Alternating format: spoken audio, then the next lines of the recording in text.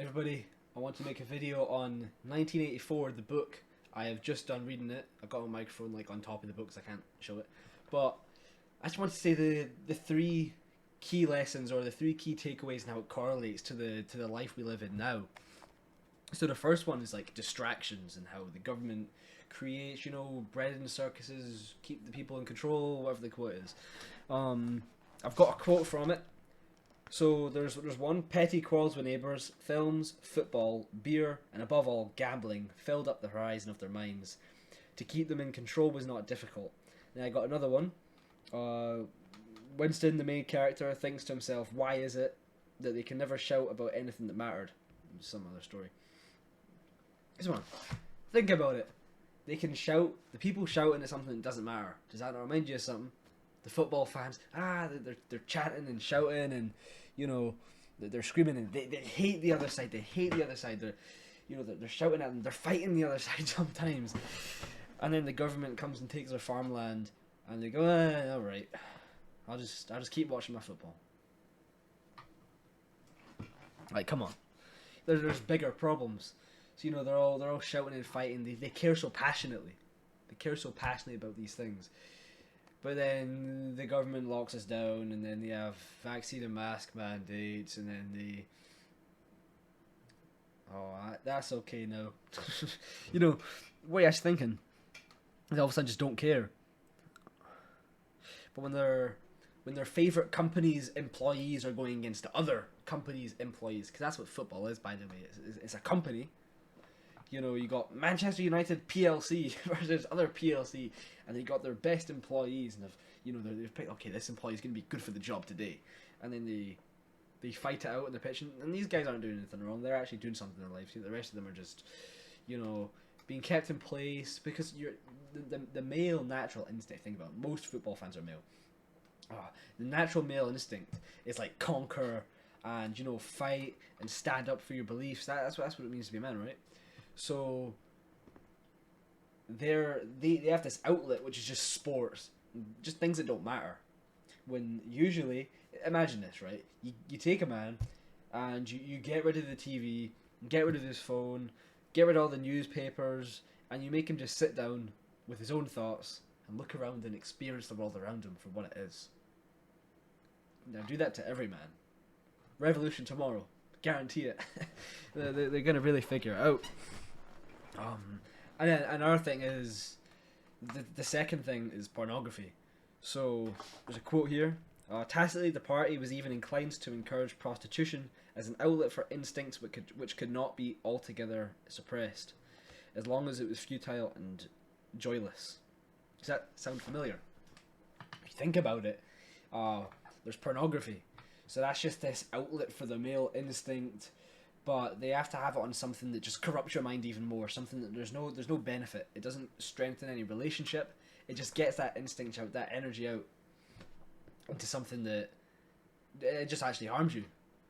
So pretty much saying that if you want to control people, you have to control their instincts. So anybody who may own porn companies or promote pornography is probably trying to control people. So look out for those people. I won't say it. I won't finish the sentence. You're not allowed to say that.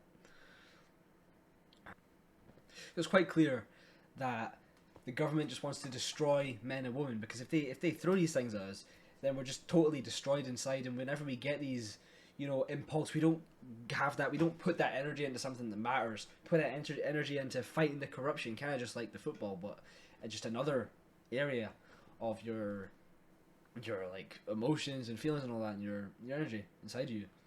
So then now all of a sudden, what happens? Men and women hate each other. We can't have happy families. Marriages are unsuccessful and failing. So now what happens? Now the state controls the children. And when the state controls the children, they control the future. If you control the future, well, control the future, you control the future. If you have power, you have power. The goal of power is power. So yeah, who's owning these companies? I'm not saying anything about it. My final point is, this one's a very key lesson, and it is: do not lie, and always stand up for the truth and what you know is right. Because what often happens in the book 1984 is that there is very well a possibility that everybody hates the party. Everybody hates Big Brother. That's very well a possibility. But everybody's been pressured into thinking that everybody thinks that everybody loves Big Brother. But that's not even true. It could very well be true that all of them hate it. But they're all too afraid because they believe in the illusion that has been created, because if you're not allowed to criticize something. So in other words, they're not let for free speech to say what you want to think, then people are kind of fought into submission so that they don't speak their truth. And when they don't speak their truth, then people start to think, nobody agrees with me, everybody thinks I'm crazy. But there's very well a silent majority that if everybody just started speaking out without the fear, fearlessly, with boldness, and explaining what's going on with this world and where it's headed. I mean, even where it is, because we now live in a time where we don't have to think about the future. It's here right now, in real time. You can experience it. You know, I know I could test it right now, and I could have police at my door right now if I said something and put it on YouTube. I could have YouTube take the video down. I could say a certain word, you know, just like the earlier part. If I said who owns the companies, boom, I'm straight off of there. It's over for me. So yeah, another thing I've put here, I wrote down, is the party relies on keeping the illusion that everybody supports the party. The second people realize that they're actually one of many, the second they say how they're really feeling, everything breaks. Because now, the quote is, moreover, she took it for granted that everybody, or nearly everyone, secretly hated the party and would break the rules if he thought safe to do so. When one person speaks out, people start to realize, it's safe to do so. They can't arrest us all. They can't get us all. They can't. So it's absolutely your duty to say what you know is true, not what you think is true, what you know is true, because it's an attack against truth.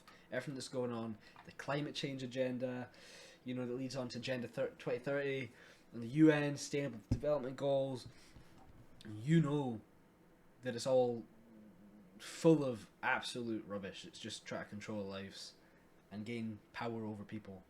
And it's not, you honestly don't sound that crazy, because you can word it in a certain way. I believe that rich people want to make more money, and I believe that powerful people want to gain more power. It's not crazy. If you just say that on its own, nobody will even think of anything. So yeah, totalitarian state can only exist when everybody contributes to the lie. So as long as you say what's true, then we shall be free. As long as everybody acts in ways of disobedience, then everybody else will disobey. If everybody just goes into fear and think, no, if I do it, nobody else will. If everybody believes, you have to be slightly delusional. You just have to go, alright, if I do this, everybody else will. If everybody thinks that, think about it, if everybody contributes in this sort of delusion that, yeah, everybody is against this, so I'm going to act out against it, and so everybody will follow. Well, if everybody believes that, then everybody will do it. And then you've broken them. Totalitarianism cannot exist. It's impossible. I'll see you in this video.